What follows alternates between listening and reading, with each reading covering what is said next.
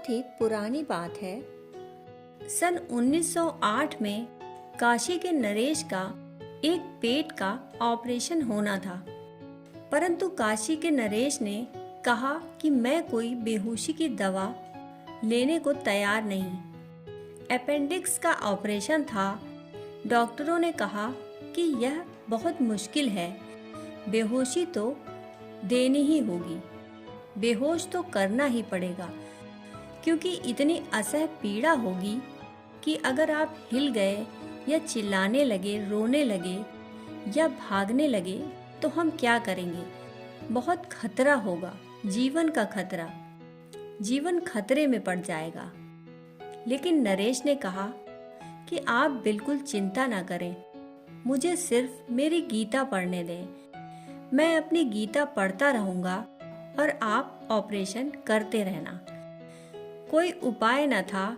नरेश बेहोशी लेने को राजी नहीं थे, परंतु ऑपरेशन एकदम जरूरी था। अगर ऑपरेशन ना हो तो मृत्यु हो जाए, तो फिर यह खतरा लेना उचित मालूम हुआ। जब बिना ऑपरेशन के भी मृत्यु हो जाएगी तो एक बार खतरा लेना उचित है। ऑपरेशन करके देख लिया जाए, ज्यादा से ज्यादा मृत्यु हो जाएगी, जो कि निश्चित है, परंतु संभावना है कि वह बच जाएं। यह चिकित्सा के इतिहास में पहला मौका था कि इतना बड़ा ऑपरेशन बिना किसी बेहोशी की दवा के किया गया। काशी नरेश अपनी गीता का पाठ करते रहे और ऑपरेशन पूरा हो गया। कोई अड़चन ना हुई। चिकित्सक बहुत हैरान हुए। जो अंग्रेज डॉक्टर सर्जन थे जिन्होंने ऑपरेशन किया था, वह तो चमत्कृत हो गए। उन्होंने कहा कि आपने ये क्या किया, यह कैसे किया, क्योंकि इतनी असह्य पीड़ा होती है कि आदमी मर सकता है। तो काशी नरेश ने कहा कि मैं कृष्ण के वचनों का ध्यान करता रहा कि न शरीर के काटे जाने से आत्मा कटती है, न छेदे जाने से छिदती है, न जलाए जाने से आत्मा जलती है। बस मैं एक ही भाव में डूबा रहा कि मैं शरीर से अलग हूँ, मैं करता नहीं हूँ, भोगता नहीं हूँ, मैं सिर्फ साक्षी हूँ। न मुझे कोई जला सकता है, न मुझे कोई छेद सकता है, न ही मुझे कोई काट सकता है। यह मेरा भाव सघन बना रहा।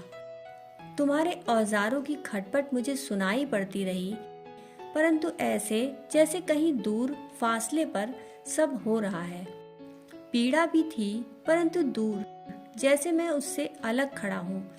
मैं देख रहा हूँ जैसे पीड़ा किसी और को घटित हो रही है। अब यह जो सम्राट है, यह मृत्यु में भी होश रख सकता है।